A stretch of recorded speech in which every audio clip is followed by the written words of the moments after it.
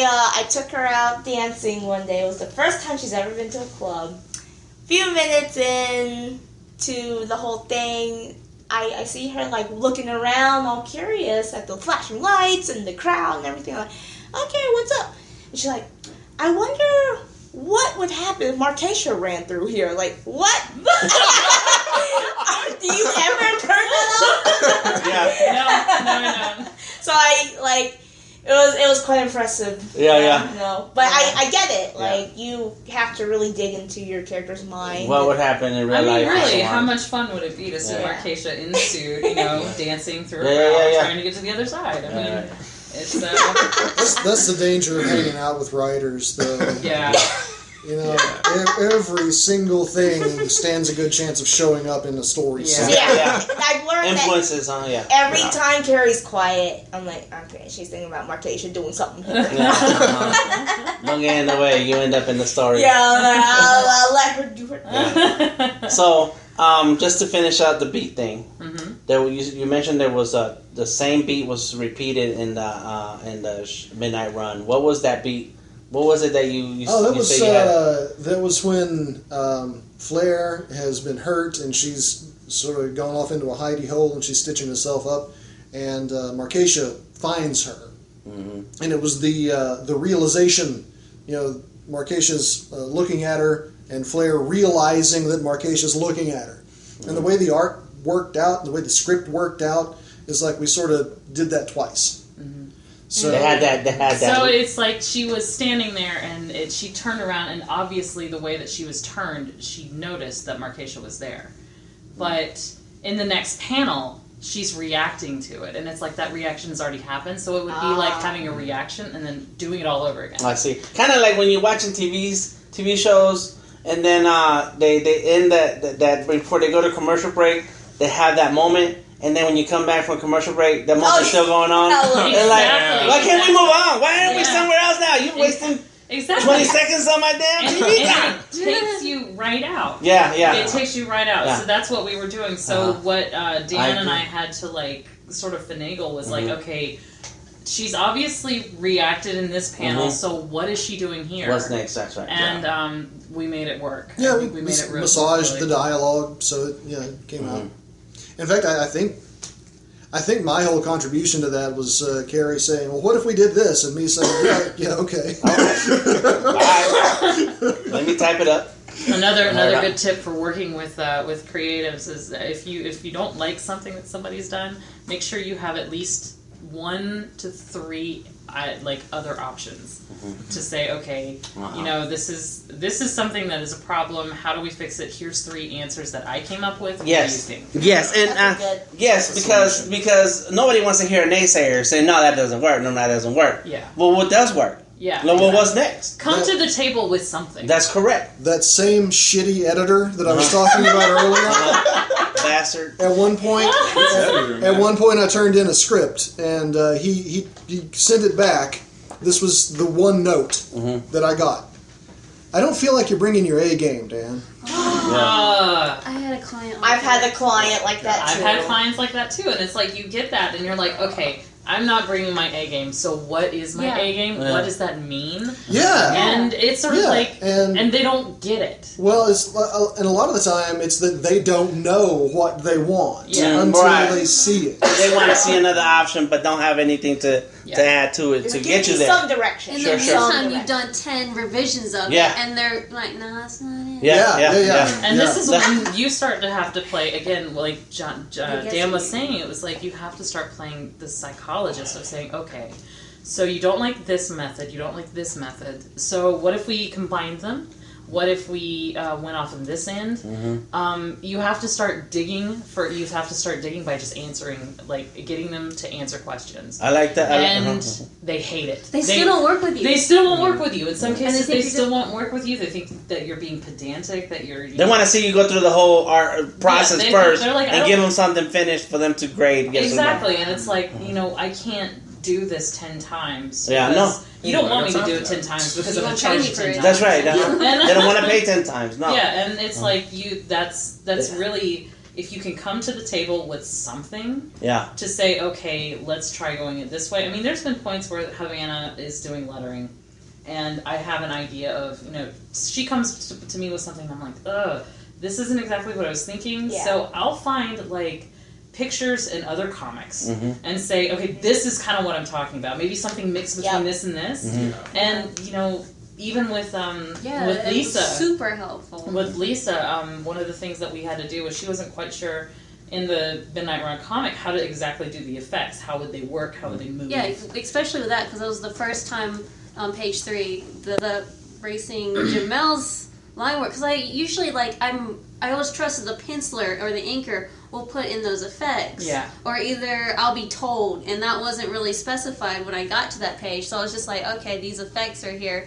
They don't really make sense to me, but they put it there, so it must make sense. And so when we had to talk about it, she had to show me, okay, this is how her lightning looks. This was my idea behind it. And then gave me examples. And I was like, thank you, because no one ever freaking does that. Yeah, right. There's points where, and I hate doing this, but there were points where she was like, You don't have to hold my hand. Yeah, I don't want to hold your hand, but it's give you go in broad picture. Yeah, something, we're creative people, we work in a visual medium, or, show me some stuff. Or at least show me something. You can show me something. Don't have to use words. Yeah. Just, point your fingers. And I mean, what I ended up doing on a lot of the pages with my revisions for the colors, I would just take this garish red marker, and I hated it, God.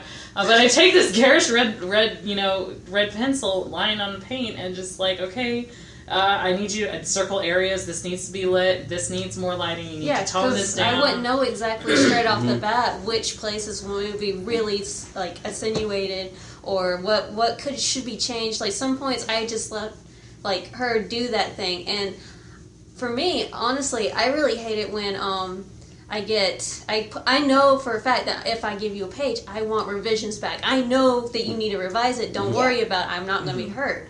Just give me a revision. But then I'll get this massive paragraph of things, and they're all saying nothing. Right. And I'm just just light it better, Lisa. Just light it better. Light it better. It's if she wrote 5 pages of light it better. Right. But her just imagine you got a light bulb in your hand. Yeah.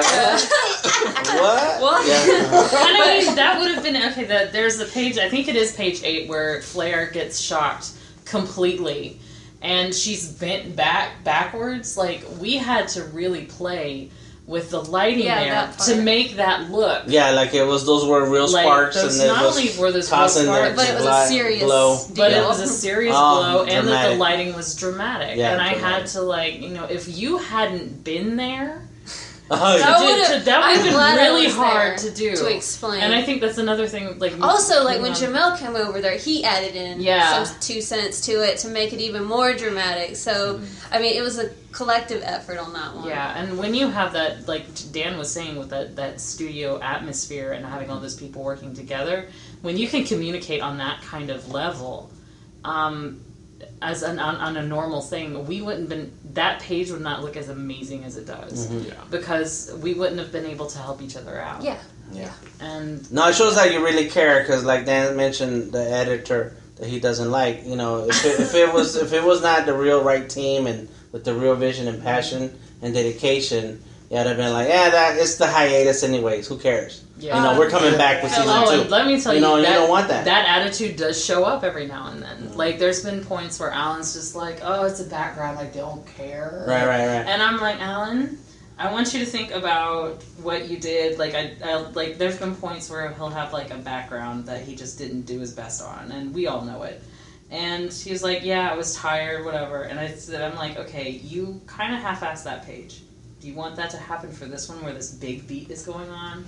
Or, just coming in and saying, giving him the realization that, you're going to do your best because you want people to want this and you want people to be inspired by it. And, when you start taking, at least for me, when I start thinking about, how we got in this amazing team together to work on our hiatus comic because they liked us and they liked the comic, that's insane to me. So if you can make people that passionate, why, I understand it's easy to get tired. Yeah. And it's easy to get bogged down. And there's days where I'm like that too, but that's when having Havana and Alan around having a team helps. It helps so much because you have somebody to kind of push you back up. It's also kind of like in the anime Gurren Lagann, Kamina and... Nerd. Yeah. Nerd. Kamina is this boisterous character. He's just like, go. He's like, yeah, let's do this. Yeah. And, damn it, I can't remember the other character, though. The other character was just digging, and he was really, like, down and down. It's like, they're trapped underneath all this rubble, and Kami's like, really, honestly, he's just like, I don't fucking know how I'm gonna get out of here. I just don't get it. Like, but I'm just gonna keep yelling and being like, you got this, you got this. Yeah. And so he was just like, because he was just, rooting and being so passionate about, like, just his personality was like, you can do this, we believe. And he just kept digging, and he got out. But at the same time, later on, you find out something that it wasn't so much like that, that they're working together. They're feeding off each other. Yeah, and that's really what I think we do, because there's this quote about, like, I don't want to think of it like marriage, but there's a quote that I heard about marriage, which was basically that, marriage isn't, two people supporting each other. It's one person being weak and the other being strong. And trading off that idea of, like, relationships is about, taking up the mantle when somebody is feeling weak. And I feel like good teamwork is like that too, because there's times where I'm just like, nope. I can't do this anymore. Carrie's a profound one now. Like, she got to get her own quote in there. Yeah, she got her quote. No, what y'all laughing about over there? But yeah, I'm just taking advice I'll be using later. So. Yeah. You were taking your own notes in your own interview.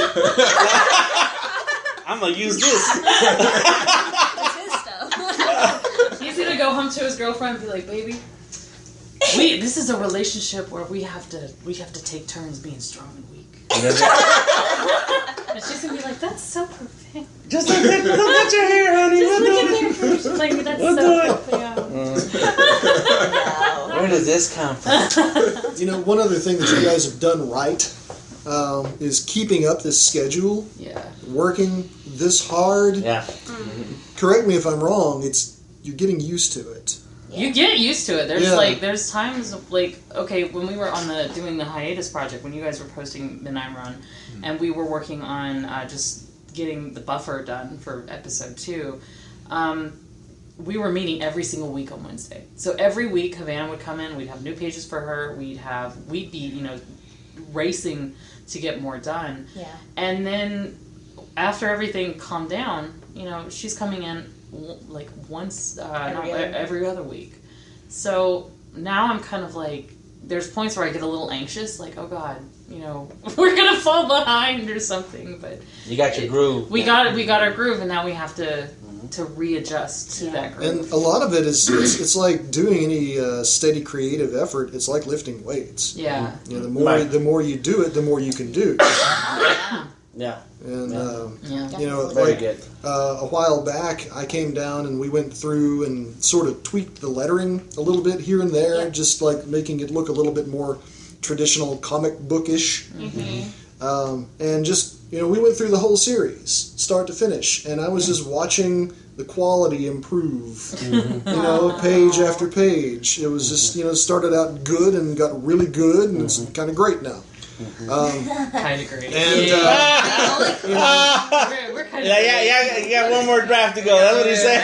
One more level. One more. We need to finish We'll episode. do it. We'll finish episode. That's 2, right, and that's the right this attitude. is phenomenal. Yeah, he'll bring out that writer's thesaurus of great words.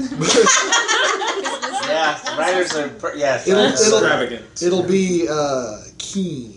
Oh my God! Wow. Sure. Wow. But no, the point that I'm attempting to make is anybody doing any creative thing, if you just keep working, you keep pounding away at it, maintain a schedule, set deadlines for yourself if you have to, but be steady and the quality will come. Yep. Yeah. And like working in mainstream comics is so deadline driven. And, you have to get the book out every month or you lose money. Right.